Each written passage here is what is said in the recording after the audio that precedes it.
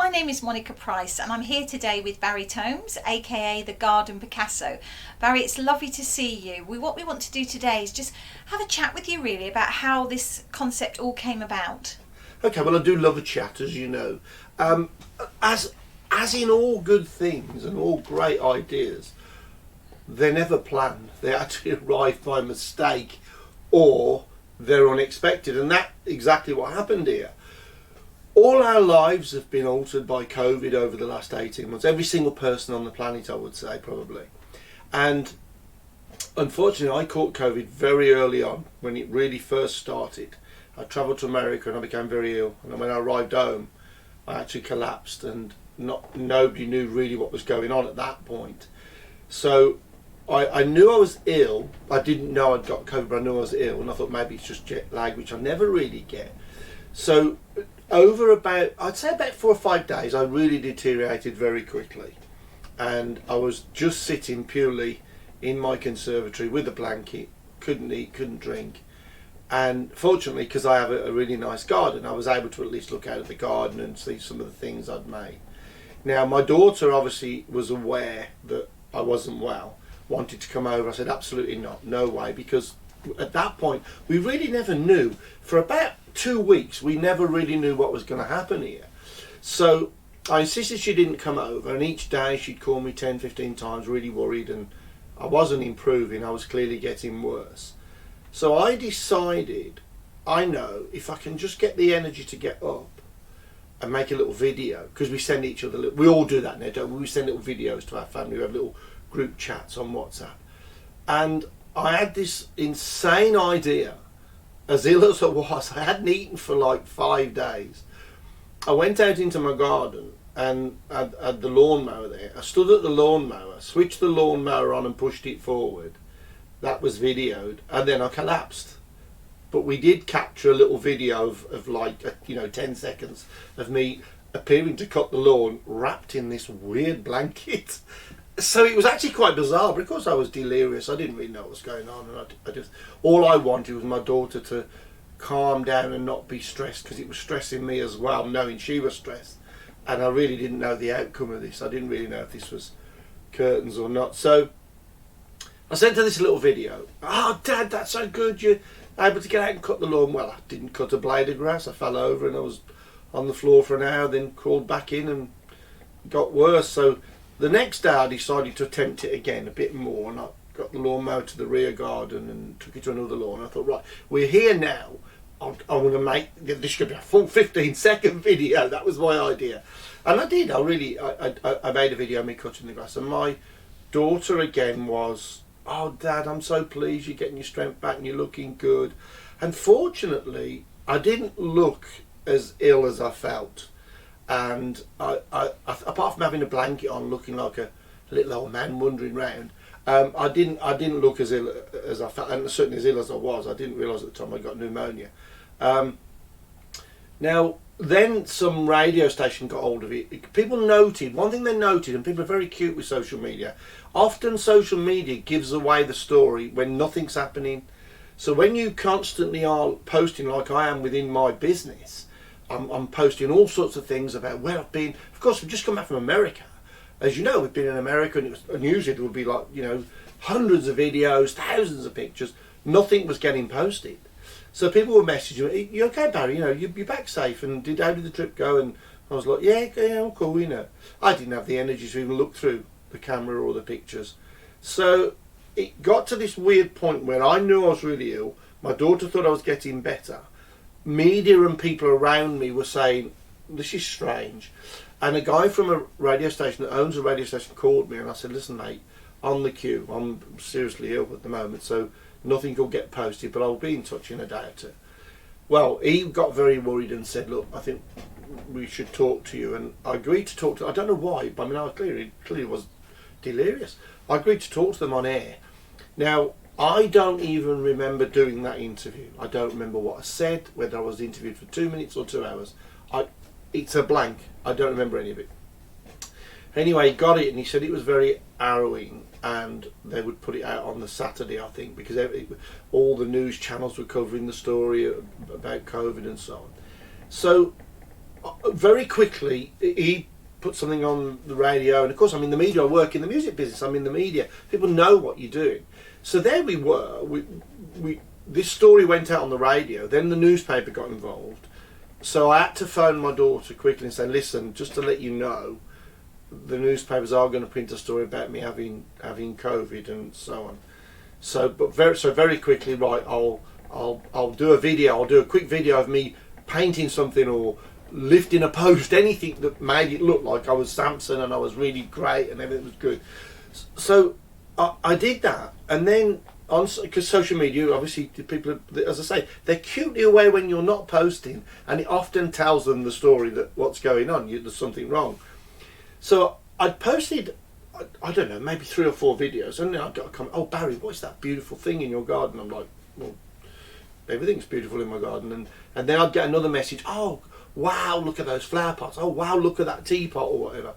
So all of a sudden, I found other people who were also locked down, not going anywhere, turning to social media for comfort. And honestly, in a matter of just a month, I'd posted lots of videos, and I had got lots of people saying, "Wow, this is amazing." And they're things that I'd just made. I was away 9 months of the year on tour for 50 years. So I only really had about 4 weeks of the year where I could work on things. But I'd worked on things, and I've got a pretty huge garden, so I'd made things. And without any plan, without any thought, all of a sudden people are contacting me and saying, "This is amazing. I would love to see how you made that. I'd love to see you made this." And one thing that I recall during the 5 particularly critical weeks when I was seriously ill, I'd got a huge Christmas tree that we'd planted 20 years before, and it was huge. I mean, it was taller than the house, 35 feet. However, it had started to lean very badly, and it was only 6 feet from the house, and the roots were starting to push the slabs up. So I knew, sadly, that tree had to go.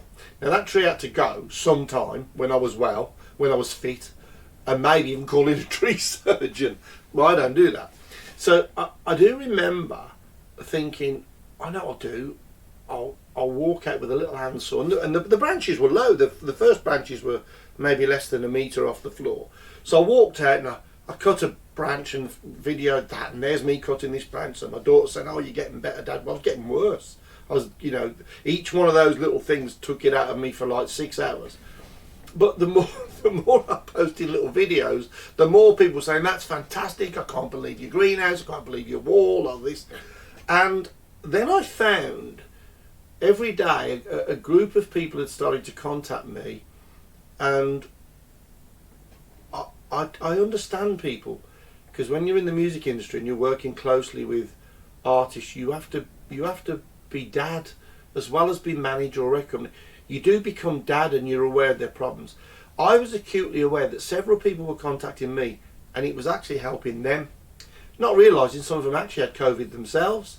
They were going through the same fears as I was, and each day they tuned into me to see how they could be made to feel happy. And I'm kind of get buzzed up about stuff, and as you know, yourself, you work with me a lot. I'm very enthusiastic, and there I didn't realise was the seeds of the Garden Picasso. It's really interesting, Barry, because obviously COVID changed your direction almost. Changed my entire direction, because I've always made things. Let me just say this: my granddad was a stonemason in Stratford-on-Avon. Made the most beautiful things, from big pillars in hotels to the pelican that now features in my garden, which I call Florence, and it's built in honour of the NHS for all their amazing work.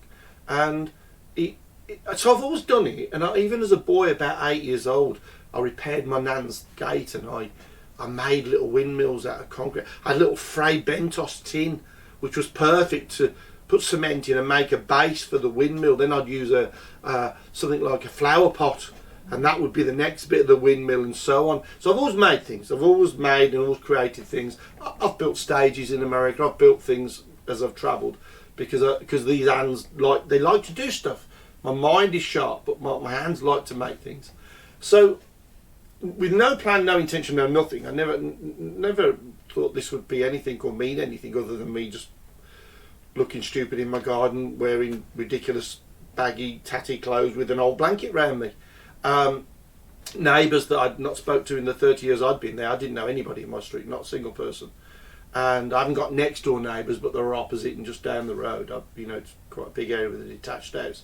So I didn't know anybody. I'd drive through my 7-foot gates, and I'm quite antisocial really when I get home. I work in the business and I'm full on with everybody. But as my gates close behind me, I don't want to know the world really. It's my solace. It's my little place to hide and recover from the bruises and the knocks of the day and of life, So then I get contacted by Latest TV in Brighton, who said, Barry, what you do in your garden is fantastic. Now, bear in mind, I'm still ill. I'm incapacitated practically. We got to a period after about 5 weeks where I started to feel better, and I thought, this is fantastic. I'm going to start to make things, and I set up my little workshop, and I got things, and after a couple of days I thought something's not right, and at this point I'd not been able to get hold of my doctors. The doctors were on answer phone. 111 was in chaos. You couldn't, I never got hold of anybody on 111 for about 15 days, and I tried every day. I was in a queue for hours. The doctors left a message saying, we're not even taking messages. Ambulances were going past constantly, and you always think, well, I always think, somebody needs that ambulance more than me. This will be all right. I'll be all right. I'll drive myself to hospital if I need to. So I never called an ambulance. But as I said, I got to the point where I'd set up a little table, and I'd spent probably as little as 10 minutes outside doing stuff. And I started to film things I'd already made over the years and going around the garden. And the more I did, the more people praised it. And the more they praised it, the more it gave me a purpose. I had a purpose. I got a great life. I got a great family. It gave me a new purpose, because this seemed to be about me. Everything in my life's about them, the artist, the group, the record, it's about them. It's never been about me. I just get up and do it. All of a sudden this was about me, and I think all of us hopefully have learned to take some time for us recently, and we take time, and we found we had to take time. You bear in mind, if I was away 9 months of the year, I never went out of my gate of my property for something like 12 weeks. I never opened the gate, so that was quite astonishing. So, as I said, Latest TV called me and said, we could make a show. We make a show for, it wouldn't be interesting. But the comments were stacking up. You must get a TV show. You must go on, these different programs that are already in existence. You must get a YouTube channel. The difference is with me, I don't stand in a studio with a pre-arranged sort of script, and nobody would come walking up to me weeping, oh, my dad died and this is his favourite teddy bear, please fix his eye, or this was my dad's car, or this was my mum's this. It's all too contrived for me, and I'm working television, so I know how it works. But it's all too contrived. It's all very X Factor, It was my dad that sent off my vote the day before he died, blah, blah, blah. So what I do is I take real things that are often broken, but most of all, it's never about money. It's never, because if you got money, you can buy most things. It's about saying that's on the floor, a pallet, a simple thing like a pallet that's thrown away, that's scattered all over the country. Many of them are burnt or go into landfill. When you pick up a pallet, it contains a lot of wood, firewood if you've got a fire or a log burner. It contains pallets that can be made, and I made the most incredible bin stall from some pallets that I got from Wicks, and Wicks had just stacked them outside. You could take them if you wanted. So the whole concept for me is not about a television show. It's not about being famous or about, we all want to be liked, but it's about saying that's broken, I'll fix it. That is a Christmas tree stand that sits in the loft for 10 months of the year. Why don't we take it outside, turn it upside down, use the hooks and make it into a bird stand? That doesn't work for 10 months of the year. Actually, now it does, and in the winter it can go back on the tree. A really old battered thing was left at my gate, and as I said, I didn't know my neighbours. I knew nothing about my neighbours, didn't know their names, but they'd seen in the paper, and they often said, we wondered who lived in that house, as this weird bloke drives in, ignores us all, never waves, really rude, which is me. So I get messages, and there's, go to your gate, and I go to the gate, and the first time there was a bag. I opened the bag, and there was paracetamol, which were much needed at the time. There was some chocolate, and there was something else, I can't remember what it was. I think it was wipes. It was like a cooling wipe. I'm like, wow, that's really sweet. One neighbour knitted me a blanket. She's seen that I was always in a blanket. Well, it was like when you were a kid, you had your favourite blanket or your favourite teddy bear. So she knitted me this gorgeous blanket. So then the one neighbour is very cheeky, and we have quite a fun relationship. I don't really see them, but we have a fun relationship on WhatsApp. Said, I've left something outside your gate for you, see what you can do with it. And I'm going out expecting to find a nice salmon and cucumber sandwich and a cake. No, it was an old battered metal mop bucket that was going rusty because the galvanising had broke down. It was buckled at the bottom so it wouldn't sit flat, and it had holes in. So I thought, well, that's not going to be doing any mopping, is it? But I've turned it into the most spectacular lighting display for Christmas. Well, for all year round, in fact. It's one of those things you would always have on display. And as you start to look at my YouTube channel, I've decided to put up all the archive videos, even when I look well, even when I put on about Freestone. I don't really care. I'm not trying to be a pop star.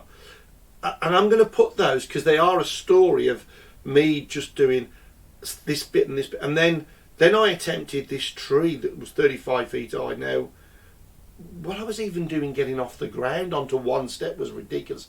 But I climbed up and I took the tree down, and I wanted that. I didn't want it damaging the roots, and it had already damaged the drains. We'd already had blocked drains from one of the roots. So I thought, right, that tree's, it broke my heart that tree's gone. That's going to be something. Well, that's now a beautiful monument, as I said, to the NHS, with this amazing gazebo. It's got my pelican that my granddad made 80, 90 years ago. It's got lighting, beautiful flower boxes. So the Garden Picasso, if you like it and you enjoy it, I'm really pleased, is really about upcycling, making things, finding things. Send me a challenge if you want. I've just been to the most beautiful garden near Brighton for some people called Jan and Don, and it's just the most tranquil place. And I visited. Now I'm going to make something for them that I know they will love. So the challenge is to get some challenges and see what we can make. But watch the YouTube channel. Thank you to Latest TV for making a TV programme, which we hope to make some more. But certainly, I will never go back to 100 miles an hour in the music business, working 7 days a week. I won't do it. I'll do it because it's what I do. But some of the hours in the day belong to me.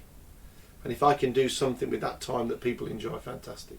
Lovely. Well, thank you so much for talking to me today, Barry. It's been a real pleasure. Thank you so much. Thank you. Bye-bye.